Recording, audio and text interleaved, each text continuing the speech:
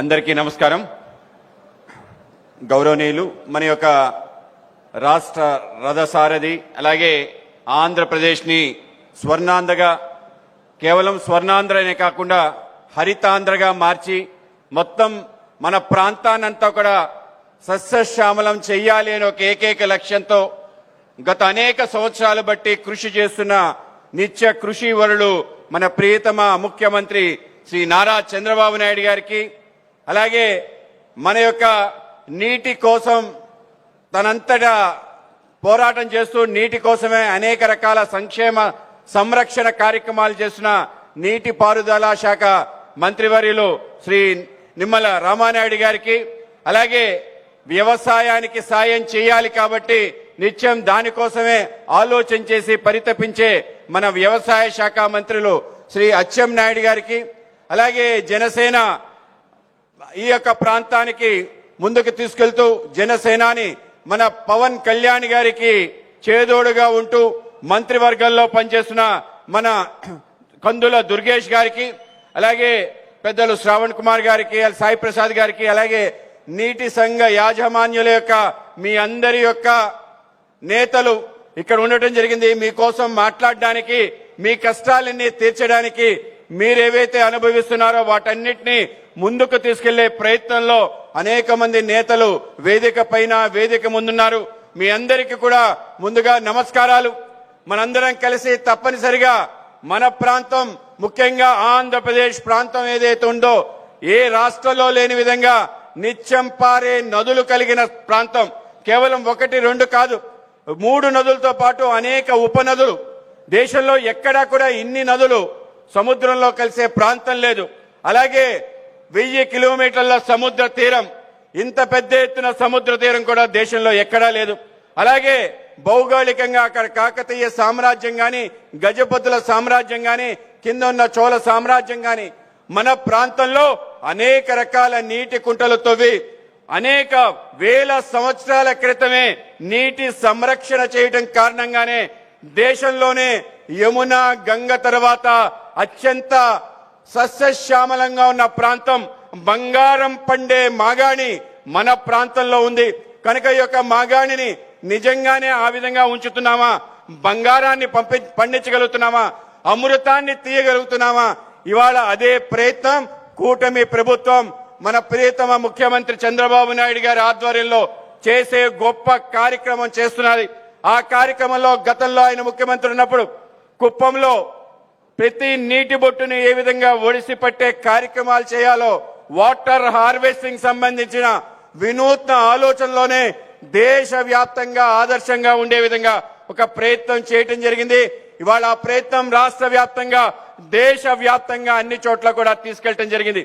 ఇవాళ అతి చిన్న నీటి కుంట దగ్గర నుంచి పెద్దదైన రిజర్వాయర్లు, ప్రాజెక్ట్స్ వరకు అన్నిటి యొక్క సంరక్షణ, వాటిని పెంపొందించే ప్రయత్నం, వాటి తర్వాత రైతాంగానికి ఏ విధంగా లబ్ధి చేకూరాలని చెప్పి వినూత్నంగా ఆలోచన చేస్తూ దేశంలో ఏ రాష్ట్రం లేని విధంగా మన రాష్ట్రంలో చేస్తున్న తీరు మనందరం కూడా తప్పనిసరిగా చూడాలి. ఈ రోజు అద్భుతాలు జరగబోతున్నాయి.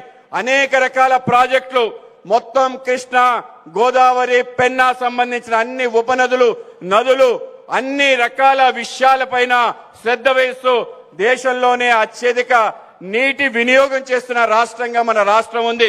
కనుక మీరందరి యొక్క కర్తవ్యం, ఏదైతే కృషి ఇవాళ ప్రభుత్వం చేస్తుందో మరింతగా ప్రజల దగ్గరికి, రైతాంగానికి దగ్గర తీసుకెళ్ళడానికి నీటి సంఘ అధ్యక్షులుగా, నీటి సంఘ సభ్యులుగా మనందరి యొక్క కర్తవ్యం. కేవలం ఇదేదో రాజకీయంగా మనకిచ్చిన ఒక పదవిగా మనం భావించకూడదు. ప్రజలకి, రైతులకు సేవ చేసే గొప్ప కార్యక్రమం. కనుక మనందరం కూడా మన ప్రాంతాల్లో ఉండే కాలువలు, కుంటలు, గార్జులు ఏవైతే ఉన్నాయో వాటన్నిటి యొక్క సంరక్షణ, వాటిని మరింత ముందుకు తీసుకెళ్లడానికి కృషి చేయాల్సిన అవసరం ఉంది. ఇవాళ కేంద్రంలో నరేంద్ర మోడీ గారు వచ్చిన తర్వాత ప్రధానమంత్రి సించాయ్ యోజన అని చెప్పి ఏదైతే చిన్న చిన్న కమతాలు ఉన్నాయో, ఏదైతే చిన్న చిన్న ప్రాజెక్టులు ఉన్నాయో వాటికి నీటిచ్చే విధంగా ఒక వ్యవస్థ నిర్మాణం చేయడం జరిగింది. కేవలం అదే కాదు, ఈసారి మొన్న బడ్జెట్ లో జీ రామ్జీ అని చెప్పి ఈ దేశం వికసిత భారతంగా మారాలి అంటే ఏదైతే పనికి ఆహార పథకం ఉందో దాన్ని మరింతగా ముందుకు తీసుకెళ్లే విధంగా మన అందరం కలిసి అనేక రకాల ప్రాజెక్టులు మనమే మన గ్రామంలో మన చేతులతో నిర్మించుకునే ఒక వ్యవస్థ నిర్మాణం చేశారు. ఇవాళ భూ సంరక్షణ అలాగే నీటి సంరక్షణ దానికి సంబంధించిన అనేక రకాల ప్రాజెక్టులు మనం చేసుకునే విధంగా వి రామ్జీ మనకి అవకాశం కల్పిస్తుంది. కనుక తప్పనిసరిగా ఈ యొక్క జి రామ్జీ యొక్క ఏవైతే సౌలభ్యాలు ఉన్నాయో వాటన్నిటినీ పెద్ద ఎత్తున రాష్ట్రం తీసుకోవాల్సిన అవసరం ఉంది. ఈ రోజు మన బడ్జెట్ ప్రవేశంలో సుమారు 95,000 కోట్లు జి రామ్జీ పథకానికి కేటాయించారు. అలాగే ఏదైతే నెరగా ఉందో దానికి 25,00,25,000 కోట్ల రూపాయలు ఇవ్వడం జరిగింది. మొత్తం కలిసి సుమారు 120 లక్షల కోట్ల రూపాయలు కేవలం నీటి సంబంధించిన అనేక రకాల ప్రాజెక్ట్స్ చేయడానికి మనకు అవకాశం ఉంది. తప్పనిసరిగా ఆంధ్రప్రదేశ్ మన గౌరవ ముఖ్యమంత్రి చంద్రబాబు నాయుడు గారి ఆధ్వర్యంలో ఆ యొక్క ప్రాజెక్ట్స్ అన్ని కూడా చిన్న చిన్న ప్రాజెక్ట్ అని కాకుండా అన్ని రకాల ప్రాజెక్ట్స్ కూడా అత్యధికంగా తీసుకురాగలిగే రాష్ట్రంగా ఆంధ్రప్రదేశ్ ఉంటుంది. ఆ విధంగా జరగాలి అంటే మనందరం కూడా దాంట్లో భాగస్వాములు అవ్వాలి. మనకి వేదాల్లో రాసింది ఆకాశాత్ పతితం తోయం యదా గచ్చతి సాగరం, అంటే వర్షం పడి అనేక నదులతో సముద్రానికి వెళ్తుంది.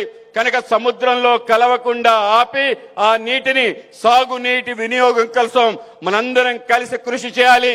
కేంద్రంలో ఉన్న మన యొక్క నరేంద్ర మోడీ గారి యొక్క నేతృత్వంలో రాష్ట్రంలో ఉన్న మన చంద్రబాబు నాయుడు గారు అలాగే మన డిప్యూటీ ముఖ్యమంత్రి పవన్ కళ్యాణ్ గారు అందరం కలిసి తప్పనిసరిగా మన ప్రాంతం దేశంలోనే వ్యవసాయ క్షేత్రంలో నెంబర్ 1 ప్రాంతంగా మార్చాలి.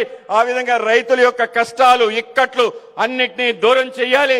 ఆ విధంగా ప్రభుత్వం ప్రజలు మనందరం కలిసి ఆ విధంగా కృషి చేసి కూటమి స్ఫూర్తి ఏ విశ్వాసం ఏ నమ్మకంతో ప్రజలు మనకి ఓటేసి గెలిపించి ఈ రోజు అత్యధిక మెజార్టీతో ప్రజలను పెట్టారో ఆ నమ్మకం విశ్వాసాన్ని తీర్చాలంటే మనందరం కలిసి చేయి కలిపి ఆ విధంగా వెళ్లాలని చెప్పి మనందరికీ తెలియజేస్తూ ఇంత గొప్ప కార్యక్రమాన్ని నిర్వహించిన ముఖ్యంగా నీటిపారుదల శాఖ సంబంధించిన అనేక మంది అధికారులకి అలాగే ముఖ్యంగా మంత్రివర్యులు రామానాయుడు గారికి సందర్భంగా అభినందనలు తెలియజేస్తూ అందరికీ నమస్కారం.